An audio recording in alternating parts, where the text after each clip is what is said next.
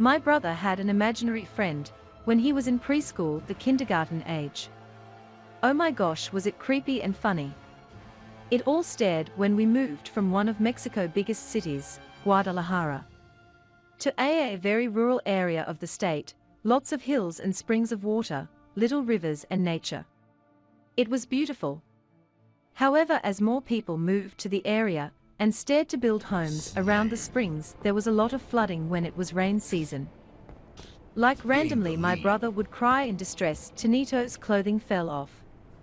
I have to help him pick it up. Wait for me, he needs my help picking up his clothing. We would just laugh and thought he was just being a funny kid. He's 5 years younger than me, so when this was happening I was in 2nd grade, and he was about to start kindergarten.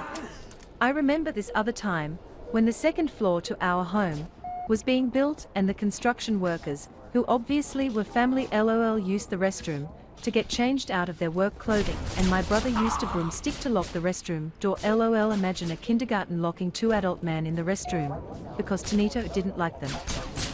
Also, with the more isolated places comes crimes like anywhere in the world.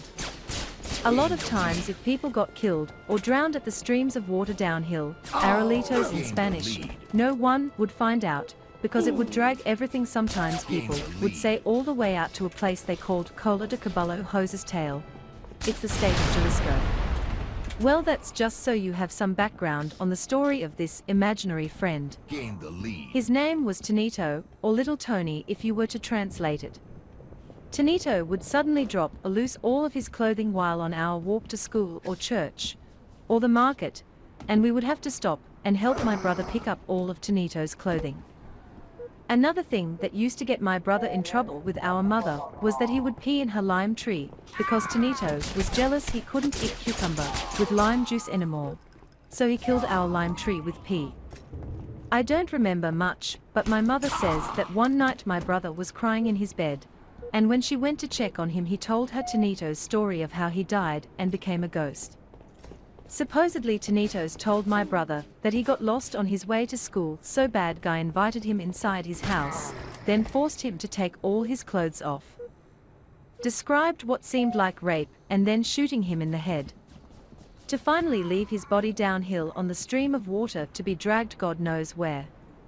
The worst part is that my brother wanted to take the police to the guy's house, because every time we would walk by his house Tonitos would lose all of his clothes there out of fear.